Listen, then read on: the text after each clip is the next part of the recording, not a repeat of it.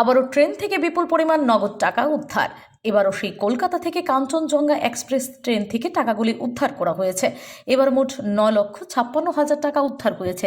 সেই সঙ্গে সন্দেহভাজন একজন পুরুষ এবং 2জন মহিলাকে আটক করা হয়েছে। তারা 3জনই মহারাষ্ট্রের বাসিন্দা বলে প্রাথমিক জিজ্ঞাসাবাদে জানা গিয়েছে বলে সংবাদ মাধ্যমকে জানিয়েছেন আগরতলা জিআরপি থানার সেকেন্ড অফিসার ওয়াইদুর রহমান। এই 3জনের নাম যথাক্রমে সীমা সিন্দে, সুদেব বাগমারে এবং কৃষ্ণা বাগমারে। তিনি তারও জানান, এদিন সকালে কাঞ্চনজঙ্ঘা এক্সপ্রেস আগরতলা স্টেশন থেকে ছাড়ার আগে জিআরপি এবং আরপিএফ এর রুটিন তল্লাশির সময় টাকা সহ অভিযুক্তদের আটক করা হয়েছে। সবকটাই ভারতীয় 500 টাকার নোটের বান্ডিল। টাকাগুলো আয়কর দপ্তরের হাতে তুলে দেওয়া হবে এবং তাদেরকে জিজ্ঞাসাবাদ চালানো হবে বলেও জানিয়েছেন তিনি। আচ্ছা, আজকে কাঞ্চনজঙ্ঘা এক্সপ্রেস সোয়ারটায় আগরতলা থেকে ছাড়ার উদ্দেশ্যে শিয়ালদার উদ্দেশ্যে আমরা আগরতলা জিআরপি এবং আগরতলা আরপিএফ পোস্টের অফিসাররা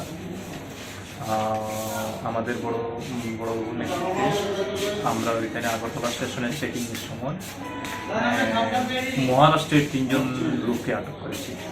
তো 3জনে তাদের নাম হচ্ছে সুদেব বর্মর, কৃষ্ণা বর্মর এবং সীমা সিন্দে। তাদের মধ্যে আমরা তাদের সন্দেহজনকভাবে আমরা যখন তাদেরকে চেক করলাম তখন তাদের কাছে আমরা 9,56,000 টাকা পেয়েছি, ক্যাশ ইন্ডিয়ান রুপিস। তো এই টাকাগুলো আমরা সিজ করেছি, আমরা তাদেরকেও আটক করেছি।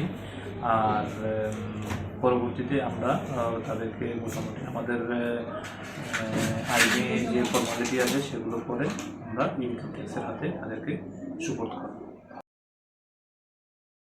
Bureau report, S Bharat live 24 hours.